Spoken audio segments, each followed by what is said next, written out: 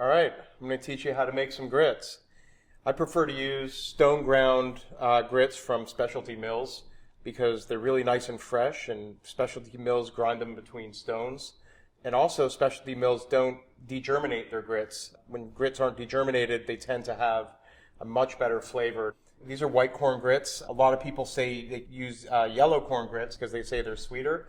I think they're pretty interchangeable. They come in different grinds. There's quick grits, which are usually degerminated, and they cook a lot faster and they stay a lot longer on the shelf. These grits have to be refrigerated because they're so fresh and they still have the germ. Polenta is made from yellow corn and it's ground a lot finer than this, so it makes a much smoother porridge than this would. This is a medium grind grit, and it's going to give us just the right amount of texture. Now I'm going to teach you how to cook these grits. So cooking grits is pretty easy. All you have to do is bring some water to a boil, which I've done over here.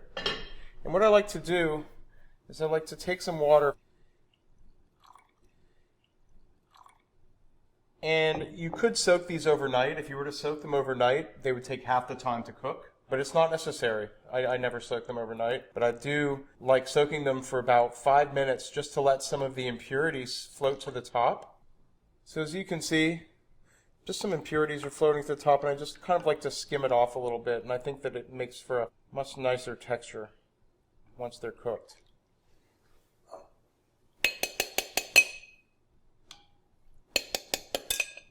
That's good. And now I'm going to go drain out some of the water.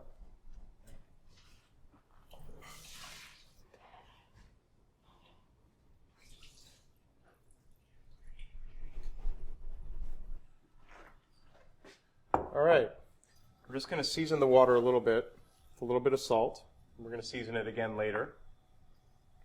And we're just going to take the grits. Usually it's about a 3-to-1 ratio, 3 cups of water to 1 cup of grits. I'm just going to add the grits to the boiling water. And we're going to whisk it for about 30 seconds just to make sure that the grits don't clump up and they don't stick to the bottom of the pot. And we're doing this all over high heat. And you can already start feeling the grits thicken up a little bit as we whisk them in the pot. And you just want to whisk them until they start to bubble a little bit. To see they're starting to bubble along the sides a little. They're starting to get nice and thick. So we whisked for about 30 seconds. We're going to turn the heat down to low. We're going to whisk it one more time just to make sure there's no clumps and they don't stick. And we're going to cover our pot.